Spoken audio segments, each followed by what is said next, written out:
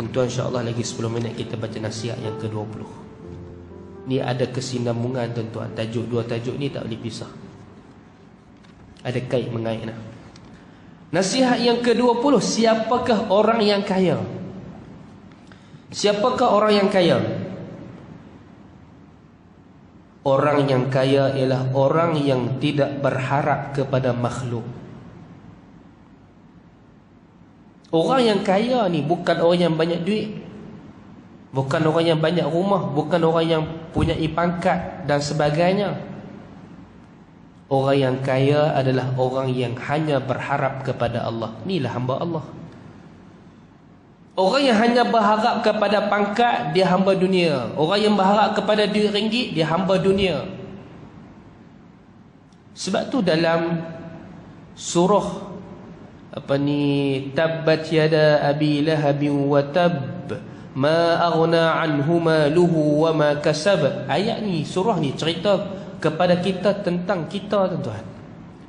Bukan spesifik tentang Abu Lahab, tak. Tentang golongan manusia ni, ada di kalangan manusia ni, Allahumma salli ala sayyidina Muhammad, bila dia ada segala-galanya daripada dunia, dia dah tinggal Allah. Abu Lahab ni, Tuhan sebut celakalah, binasalah bagi Abu Lahab ni dua tapak tangannya. Maknanya apa?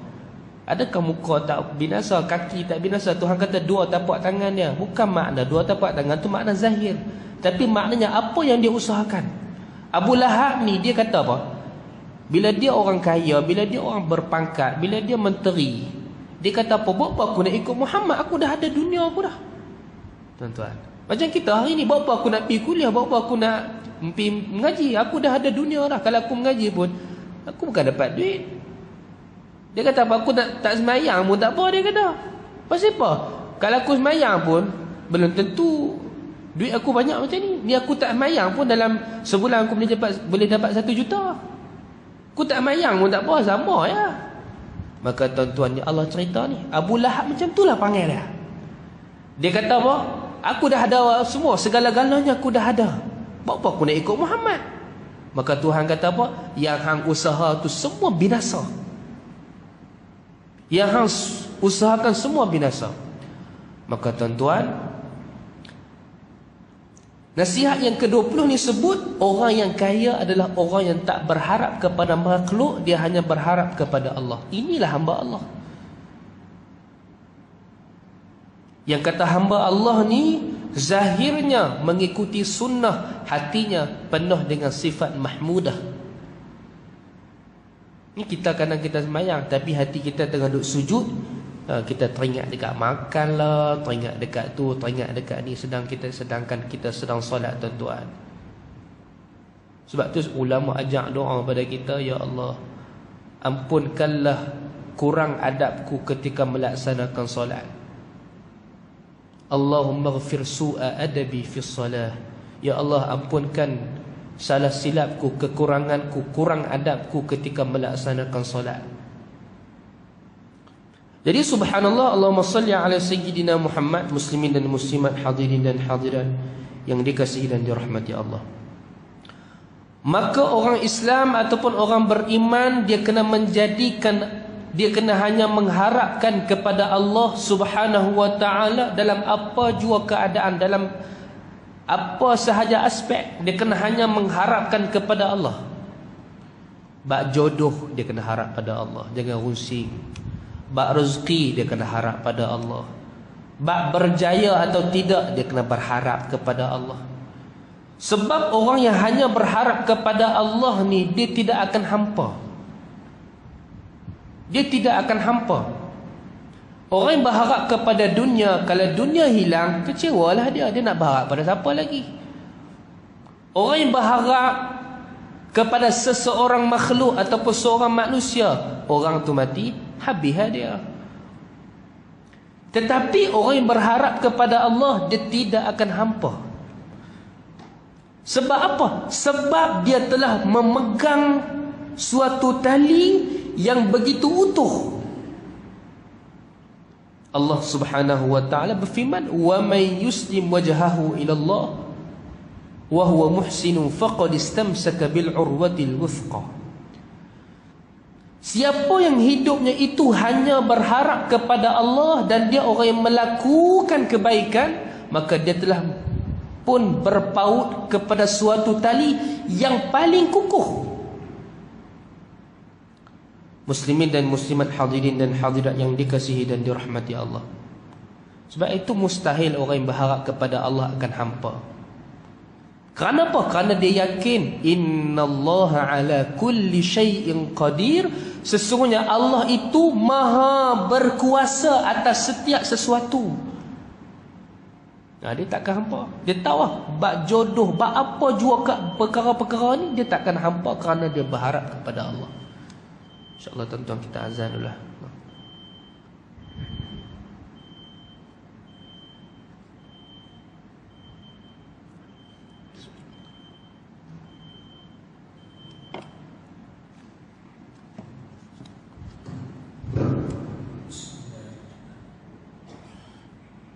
Allahu Akbar, Asyhadu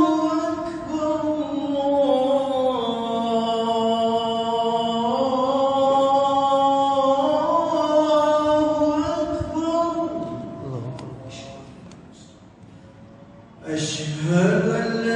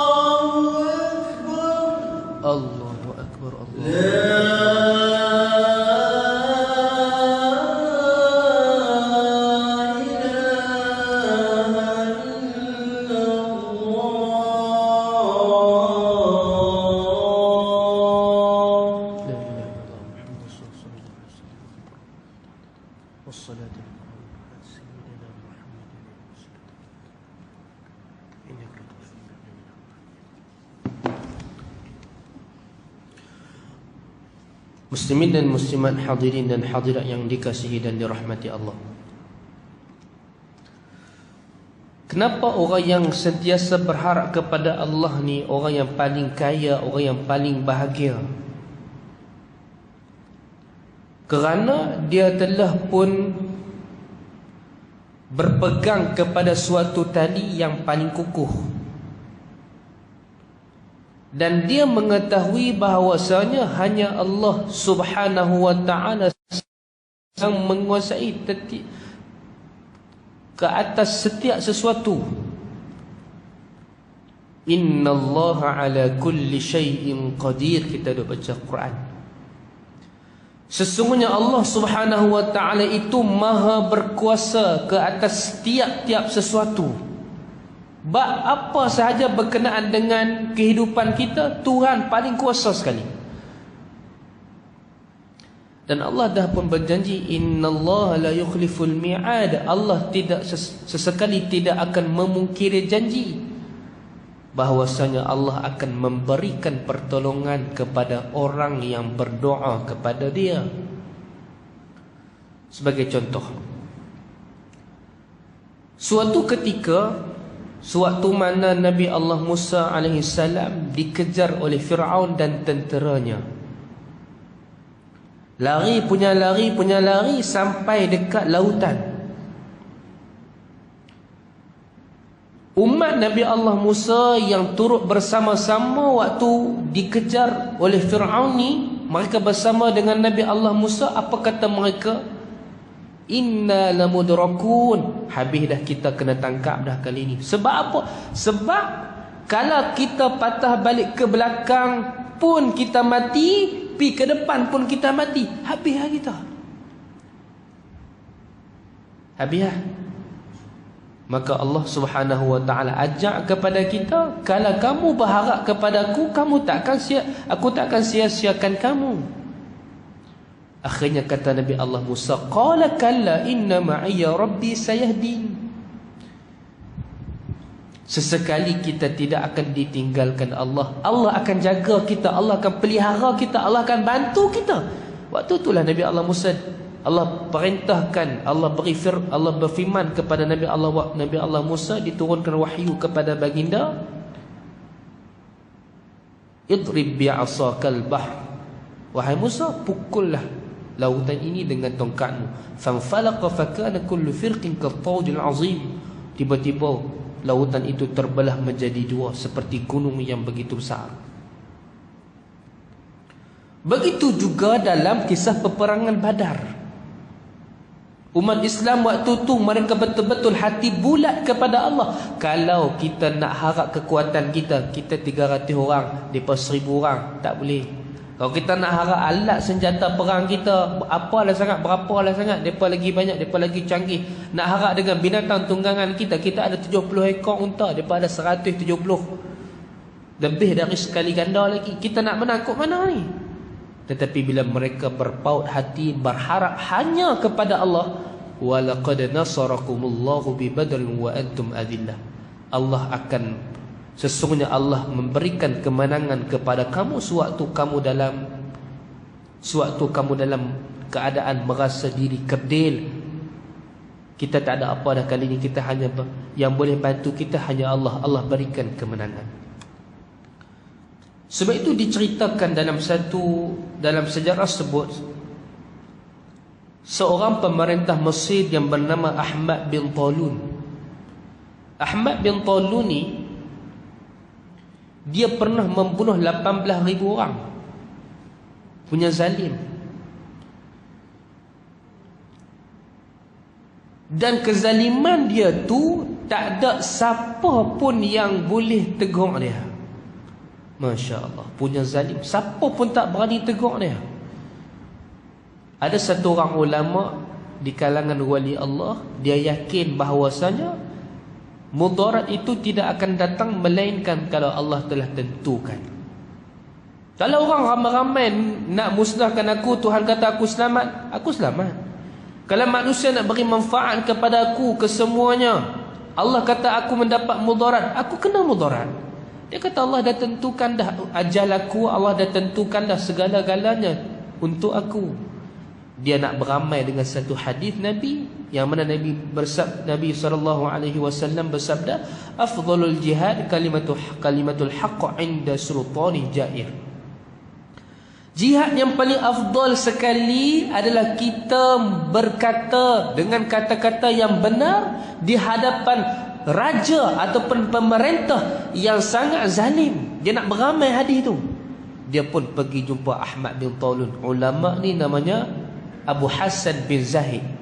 Abu Hassan bin Zahid, hati dia bulat, serah pada Allah. Dia pun jumpa raja tadi. Dia kata, apa yang kau buat ini bersalahan dengan apa yang diridai oleh Allah. Kau telah menzalimi manusia. Dia tegur. Raja tu kata apa? Hang berani tegur aku? Hang berani tegur aku? Dia panggil semua pengawal dia, tangkap Ahmad bin Zahid ni, masukkan dia ke dalam penjara. Lalu mereka pun ambil lah ulama ni, Ahmad bin Zahid masuk dalam penjara. Dan waktu tu dia melepaskan seekor harimau yang sedang kelaparan. Tuan-tuan tengok nah, orang yang harap pada Allah, Allah takkan sia-siakan. Orang bila tengok harimau yang sedang lapar ni masuk ke dalam penjara Al-Imam Ahmad bin Zahid ni, orang pakat teriak dah, habis dah kita. Ahmad bin Talun dia kata, ha ni lah akibat hangpa lawan aku, hangpa tengok. Semua orang teriak, tuan-tuan. Ya Allah, kesiannya kepada Tok Guru ni, kesiannya orang tak kenal pun pakat teriak, orang perempuan, budak-budak semua pakat teriak. Ahmad bin Talun dia bangga, dia seronok. Yang kata Abu Hassan bin Zahid ni, dia duduk dalam penjara tu, orang semua pakat tengok, dia tak cemas pun, tuan-tuan, sebab dia tahu Allah kalau dia takdir aku mati, aku mati. Kau tak takdirkan aku, kalau dia bagi takdirkan aku hidup, aku hidup. Harimau main pusing dia, tuan-tuan. Pusing dia tenang lah. Dia tak tengok pun kat harimau. Tuan-tuan cuba bayar kalau kita ulang duduk jauh dalam rumah, duduk jauh kat sini, kita dah terlapak, mana kapak mana. Jauh lagi ni harimau, tuan-tuan. Ya Allah, Tuhan tak boleh bayang. Tak boleh bayang. Dia diam, dia relax lah. Sebab hati dia dah bulat yakin pada Allah. Tiba-tiba harimau tu pi dekat dia, jilat pipi dia. Cuk. Dia tengok harimau.